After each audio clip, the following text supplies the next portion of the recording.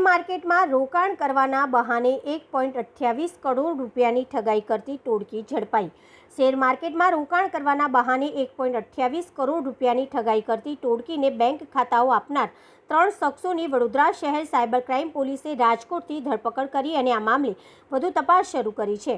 Vadodara cyber crime police સ્ટેશનમાં નોંધાયેલી ફરિયાદ પ્રમાણે સિનિયર સિટીઝનને સાયબર માફિયાઓએ વોટ્સએપ દ્વારા મેસેજ કર્યો હતો અને શેર માર્કેટમાં રોકાણ કરવાની સારું પ્રોફિટ મેળવવાની લાલચ આપી હતી અને લિંક મોકલી એપ્લિકેશન ડાઉનલોડ કરાવી તેમજ સિટાડેલ સિક્યુરિટી નામની કંપની હોવાનું જણાવી બીજા લોકોને સારું એવું પ્રોફિટ મળે છે તેવી ખોટી વાત કરી અને એક લિંક પરથી એક એપ્લિકેશન ડાઉનલોડ કરાવી અને ભેજાબાજી વોટ્સએપ દ્વારા અલગ અલગ બેંક ખાતાઓ મોકલી તેમાં ટુકડે વિવિધ બહાને 1,28,98,453 રૂપિયા ભરાવડાવ્યા હતા અને સિનિયર સિટીઝનને વિશ્વાસ માટે તેમના બેંક ખાતામાં 1,000 રૂપિયા જમા કરાવ્યા હતા। ત્યારબાદ 1,28,98,453 રૂપિયાની છેતરપિંડી કરી હતી।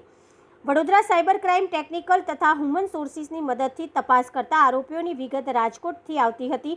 આ ટીમ દ્વારા 3 આરોપીઓની ધરપકડ કરી 1 દિવસના રિમાન્ડ મેળવ્યા બાદ જ્યુડિશિયલ કસ્ટડીમાં મોકલી આપ્યા છે। આ ત્રણેય આરોપીઓ પાસેથી 10 થી વધુ બેંક ખાતાઓ કમિશન પેટે લઈ ફ્રોડમાં ઉપયોગ કરવા માટે આગળ 6 આરોપીઓને સોંપી દીધા છે, જેના માટે તેમણે કમિશન લીધું છે। પોલીસે આ મામલે રવિ રાજુભાઈ વાડા ઉંમર વર્ષ 26 રહેઠાણ રાજકોટ, ફિરોઝ ફારૂકભાઈ દોહિયા ઉંમર વર્ષ 26 રહેઠાણ રાજકોટ અને મહમદ અકીલ અસલમભાઈ બેલીમ ઉંમર વર્ષ 31 રહેઠાણ રાજકોટને ઝડપી પાડ્યા છે।